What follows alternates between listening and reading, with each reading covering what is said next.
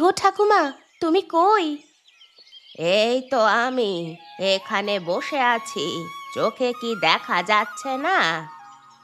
আমি ঘরের ভেতর থেকে দেখবো কিভাবে? ভেতরে আসো। আসছি, দাঁড়া।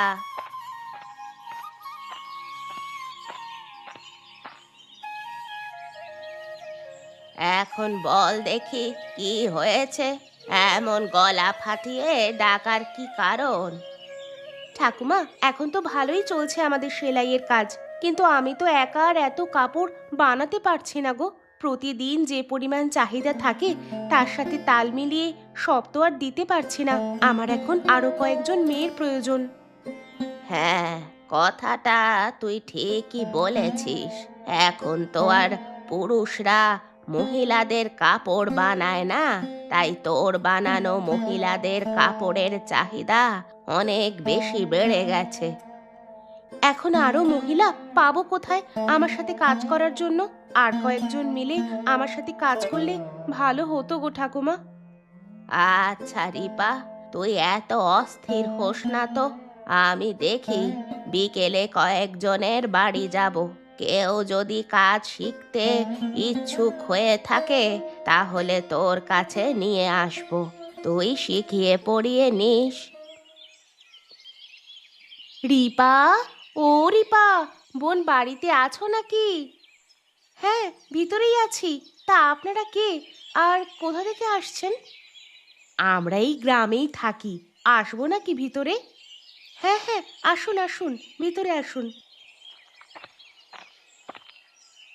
তা এখন বলুন, আপনারা আমার কাছে কেন এসেছেন?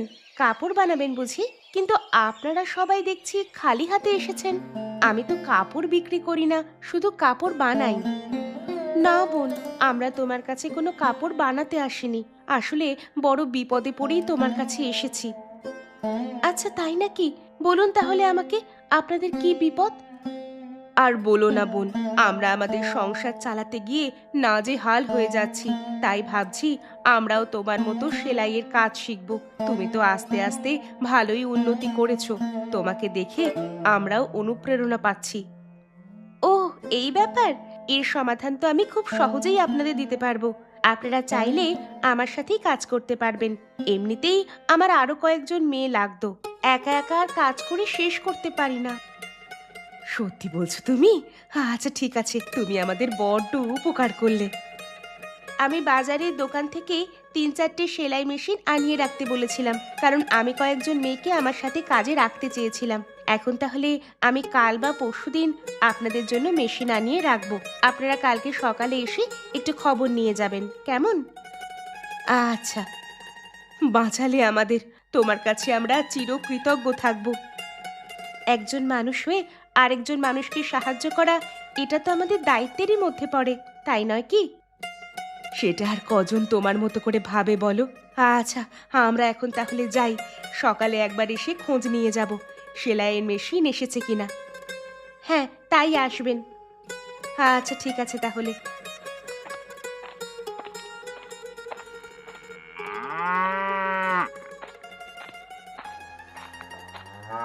কই বাবা, হলো তোমার? সেই কখন থেকে দেখছি দুধ দুয়েই চলেছো। আমি তো এতক্ষণে পুরো গ্রাম ঘুরে চলে আসলাম, আর তুমি সেই এক জায়গাতেই পড়ে আছো। এই তো হয়ে গেছে, আর বেশিক্ষণ লাগবে না। তাছাড়া আমি কি আর তোর মতো চটপট করে সব কাজ করে ফেলতে পারি নাকি রে বাবা? বয়স হচ্ছে না বুঝি? আর খালি খালি এখন বয়সের দোহাই দিও না তো বাবা, তাড়াতাড়ি করো, হাতটা চালাও। বাজারে তো যেতে হবে নাকি? এত বেলা করে গেলে কি আর ভালো দাম পাওয়া যায়, তুমি বলো? তুই কি দেখতে পাচ্ছিস না চোখে? আমি তো তাড়াতাড়ি করছি। বসে বসে তো আর ঝিমাচ্ছি না। আমার তো তোর মতোই দুটো হাত। যদি আরো বেশি হাত থাকতো তাহলে বোধহয় ভালোই হতো, তাই না? হ্যাঁ, ভালো হতো। মুখ দিয়ে কথা বলবার আগেই পেয়ে যেতাম সব। আচ্ছা বাবা, অকারণে এত কথা বলে কি মজাটা পাচ্ছ তুমি? এই যে কাজটা করছো সেটা যদি চুপচাপ করতে, তাহলে এতক্ষণে কাজটা খুব ভালোভাবে হয়ে যেত, বুঝেছো? তা আমার সাথে এত ফ্যাচ ফ্যাচ কেন করছিস সকাল সকাল? সেই ভোর থেকে সব কাজ তো একা হাতেই করছি, সবই তো চোখে পড়ছে নাকি? সেটা তো চোখে পড়েই বাবা, কিন্তু তুমি তো জানো, খুব সকালে না গেলে দুধের ভালো দাম পাওয়া যায় না। আর কম দামে বেচলে আমাদের ভালো লাভ হয় না। শাকসবজি বা কিনবো কিভাবে, আর এই ভাঙা ঘরবাড়ি বা ঠিকঠাক করবো কিভাবে, সেটাই জানি না। হুম। আর আমি যদি দুধ দইতে পারতাম তাহলে তোমাকে এতবার বলতাম নাকি? আমি নিজেই দুধ দুয়ে সকাল সকাল বাজারে গিয়ে বিক্রি করে চলে আসতাম। বুঝলাম বাপ, বুঝলাম। এই নে বালতিটা ধর। শেষ আমার। দেখ না, যদি পারিস বাজার থেকে একটা বড় মাছ কিনে আনিস। কতদিন যে মাছ খাই না। বাবা, আমরা তো অনেক দিন ধরে না খেয়ে খেয়ে টাকা জমাচ্ছি এই ভাঙা বাড়িটা মেরামত করব বলে। আর বেশি দিন অপেক্ষা করতে হবে না বাবা। তুমি দেখো, আমি কিছুদিনের মধ্যেই একটা ব্যবস্থা করে ফেলবো। এখন আর মাছ কিনতে পারবো না বাবা। এভাবে থাকতে কি আর কারো ভালো লাগে? তোর সব কথাই আমি বুঝতে পারছি বাবা। আশা করি আর বেশি দিন আমাদের লাগবে না, সামনেই ভালো দিন আসবে। এখন তাহলে বাজারে যা। আচ্ছা, এক্ষুনি যাচ্ছি। তুমি কিন্তু আজকে জমিদারের বাড়ি থেকে কাজ শেষ করে তাড়াতাড়ি ফিরবে। একদম রাত করবে না। আমি বাজার এনে রান্না বসিয়ে দেব। আজ রাতে আমরা একসাথে খাবো। আচ্ছা বাবা, আচ্ছা।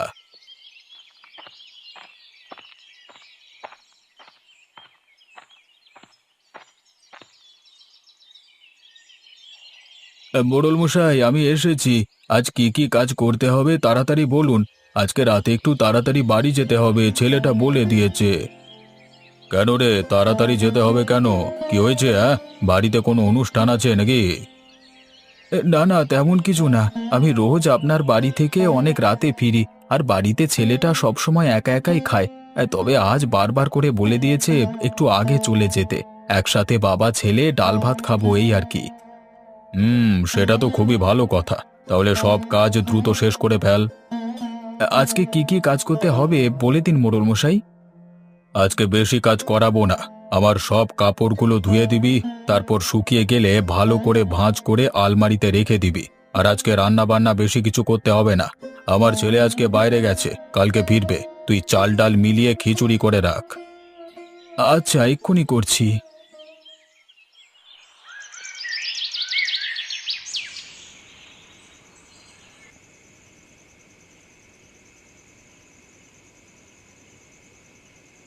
বাবা, শেষমেশ যে তুমি আসতে পেরেছো, আমি তো অবাক হয়ে গেলাম। সত্যি কথা কি জানো বাবা, আমি না আসলে ভেবেছিলাম তুমি আসবে না। আমাকে শুধু শুধু খুশি করবার জন্য কথা দিয়েছো। কেন রে বাবা, আমাকে এত অবিশ্বাস কেন? এখানে অবিশ্বাসের কথা নয় বাবা, এখানে কথা হচ্ছে দায়িত্বের। তুমি তোমার কাজের ক্ষেত্রে অনেক বেশি দায়িত্বশীল। তুমি মোটেও তোমার কার্য শেষ না করে আমার কথা শুনে বাড়ি চলে আসতে না। আজ কেন আসলে বলো তো বাবা? তা তুই কথাটা মিথ্যে বলিসনি বাবা। আমি আজকে গিয়েই মোড়ল মশাইকে বলেছি আমাকে আগে ছুটি দিতে হবে। তাছাড়া আজ মোড়ল মশাই ছেলেও বাড়িতে ছিল না, তাই জন্যই তাড়াতাড়ি আসতে পেরেছি। কারণ রান্নাবান্না কম ছিল। ওনার ছেলে থাকলে তার তো আবার আবদারের শেষ থাকে না। সারাদিন এই কাজ ওই কাজ একটার পর একটা বলতেই থাকে। যাই হোক বাবা, এখন আমরা আমাদের কথা বলি। হ্যাঁ, সেটাই বল। বাবা, তুমি আজকে বড় মাছ খেতে চেয়েছিলে। আমি অবশ্য বড় মাছ আনতে পারিনি, তবে কিছু ছোট মাছ এনেছি, রান্নাও করেছি। খেয়ে বলো তো কেমন হয়েছে। মাছ কিনবার টাকা পেলি কোথায়? আজকে তাড়াতাড়ি বাজারে যেতে পেরেছি বলে দুধ ভালো দামে বিক্রি করতে পেরেছি, তাই তোমার জন্য মাছ নিয়ে এসেছি। আমি তো অনেক কিছুই খেতে চাই, তাই বলে সব কিছু কি সম্ভব নাকি? কেন করতে গেলি এই কাজ তুই? তুই তো বললি বাড়ি মেরামতের জন্য এখন টাকা পয়সা জমাতে হবে, তাহলে কেন শুধু শুধু পয়সা খরচ করে মাছ নিয়ে এসেছিস? চুপ করে খাও তো বাবা। আচ্ছা বাবা, আমাদের গ্রামে কোনো মহিলা মানুষ থাকে না কেন? মেয়েদের সব কাজ আমরা ছেলেরা কি করতে পারি? তা কি আর করা যাবে বল? তোর মা মারা যাবার পর থেকে মেয়েদের সব কাজ তো আমরা দুজনে মিলেই করছি, তাই না? কিন্তু আমাকে বলো তো, এই গ্রামে কেন মহিলারা থাকে না? কেন মহিলা আর পুরুষদের আলাদা গ্রাম? এমনটা কি অনেক আগে থেকেই ছিল বাবা? না রে বাবা, এটা আগে থেকে ছিল না। আগে তো সব মহিলা পুরুষ মিলেমিশেই এক গ্রামে থাকতো। আর তখন ছোটখাটো যে কোনো কারণে অকারণে ঝগড়া হলেই কিছু কিছু পুরুষ মহিলাদের গায়ে হাত তুলতো। আর প্রতিদিন সকালবেলায় দলে দলে লোক যেত মোড়ল মশাইয়ের বাড়িতে নালিশ করতে। তাই নাকি? এসব হতো আগে? প্রতিদিন লোকজন দলে দলে গিয়ে মোড়ল মশাইকে ঘুম থেকে ওঠাতো। এমন সব ঝামেলা পোহাতে পোহাতে একদিন রাগ করে মোড়ল মশাই বললেন, তোরা মহিলাদের জন্য আলাদা গ্রাম কর আর পুরুষদের জন্য আলাদা গ্রাম কর। তোদের একজনের চেহারা আর একজন যাতে দেখতে না পায়। রোজ রোজ নালিশ শুনতে শুনতে আমি কিছুদিন পর পাগলা গারদে চলে যাব, এই আর কি। তারপর কি হলো বাবা? তোর বয়স যখন 5 বছর, তখন মহিলা আর পুরুষদের জন্য আলাদা গ্রাম তৈরি হয়। আর এইদিকে তোরও মা নেই, আর ওদিকে মোড়ল মশাইয়েরও বউ নেই, দুজনেই মারা গেছেন। আর যেহেতু ওনার কোনো মেয়েও নেই, তাই ওনার জন্য এই ধরনের সিদ্ধান্ত নেওয়াটা হয়তো সোজাই ছিল, বুঝলি?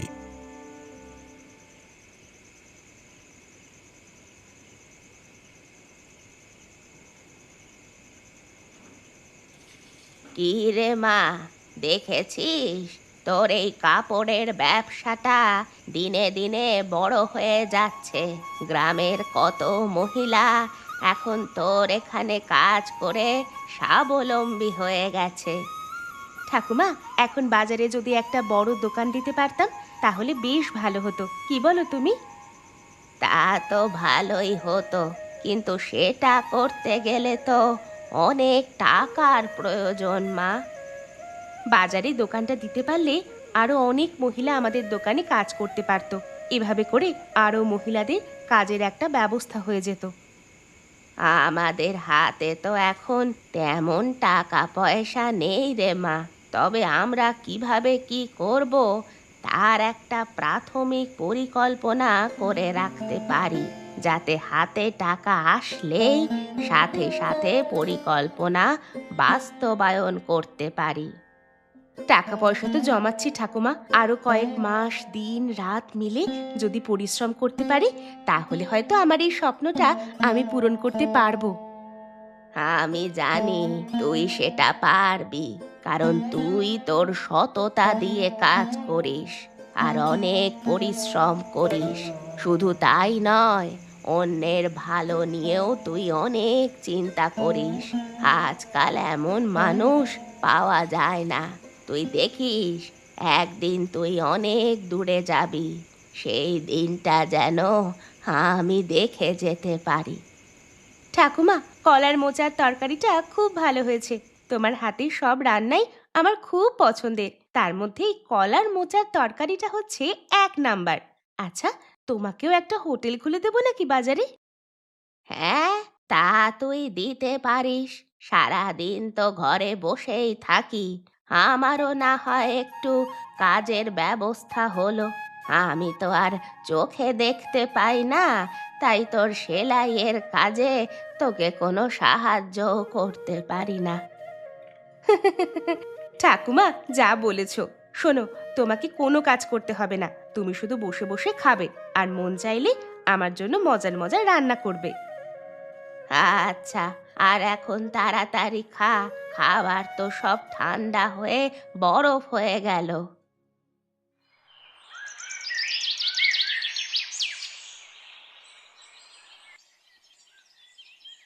ইস, কিভাবে যে তুমি এমন জ্বর বাঁধালে বাবা! এখন তোমাকে নিয়ে আমি কি করব? সকাল হয়ে গেল, এখন গরুর দুধ দোয়াতে হবে, বাজারে নিয়ে গিয়ে বিক্রি করতে হবে, তারপর সেই টাকা দিয়ে বাজার করে এসে আমাকে রান্না করতে হবে। তা এত সব কিছু এক হাতে আমি কখন করব কিছুই বুঝতে পারছি না। তুই তোর কাজে চলে যা, আমাকে নিয়ে এত ভাবিস না, আমি ঠিক সামলে নিতে পারবো। না বাবা, তোমাকে এই অবস্থায় রেখে আমি এখন মোটেও বাইরে যেতে পারবো না। কিরে আসু, ঘরে আছিস? আরে মোড়ল মশাই যে, আসুন আসুন, ঘরে আসুন। আরে তুই দেখি ভালোই জ্বর বাঁধিয়েছিস। আরে রাখ রাখ, উঠতে হবে না, থাক, শুয়ে থাক তুই। এই ছেলে, তুমি কি তোমার বাবার জন্য কোনো ওষুধপত্রের ব্যবস্থা করেছো? ডাক্তার কি দেখে গেছে? এত কিছুর ব্যবস্থা এখনো করতে পারিনি, আমি একা মানুষ, কোন দিক রেখে কোন দিকে সামলাবো বলুন তো। তা তো অবশ্য দেখতেই পাচ্ছি। তোমার বাবাই তো আমার বাড়ির রান্না বান্না থেকে শুরু করে ঘর পরিষ্কার, কাপড় ধোয়া সবকিছুই করে দিয়ে যায়। তা সকাল সকাল তোমার বাবা আমার বাড়িতে যাননি দেখে আমিও এখনো পর্যন্ত না খেয়ে বসে আছি। মোড়ল মশাই, আমাকে অভয় দিন তো, একটা কথা বলি। কি বলতে চাও বলো। আশা করি এতদিনে আপনিও নিশ্চয়ই ব্যাপারটা অনুধাবন করতে পেরেছেন। রাগের মাথায় একটা সিদ্ধান্ত আপনি গ্রামের সকল মানুষের উপর চাপিয়ে দিয়েছেন। আপনার এই সিদ্ধান্ত থেকে আপনাকে এখন সরে আসতে হবে। তুমি ঠিকই বলেছ বাবা, আমার এই হঠকারী সিদ্ধান্তের ফল এখন আমাকে ভোগ করতে হচ্ছে। সৃষ্টিকর্তা নর এবং নারীকে একজন আরেকজনের অর্ধাঙ্গিনী হিসেবে, পরিপূরক হিসেবেই তৈরি করেছেন। অর্ধাঙ্গিনীরা ছাড়া সমাজ তো চলবে না। শুধু সমাজ কেন, কোনো কাজই তো চলবে না। আমি গ্রামের সব পুরুষদেরকে নিয়ে আলোচনা করে এই সমস্যার অতি দ্রুত একটা সমাধান করব। আমি রাগের মাথায় আমার নেয়া এমন হঠকারী সিদ্ধান্তের কারণে অনেক মানুষকে এত বছর কষ্ট দিয়েছি, নিজেও কষ্ট পেয়েছি, তবে আর নয়। ধন্যবাদ, অনেক ধন্যবাদ আপনাকে মোড়ল মশাই।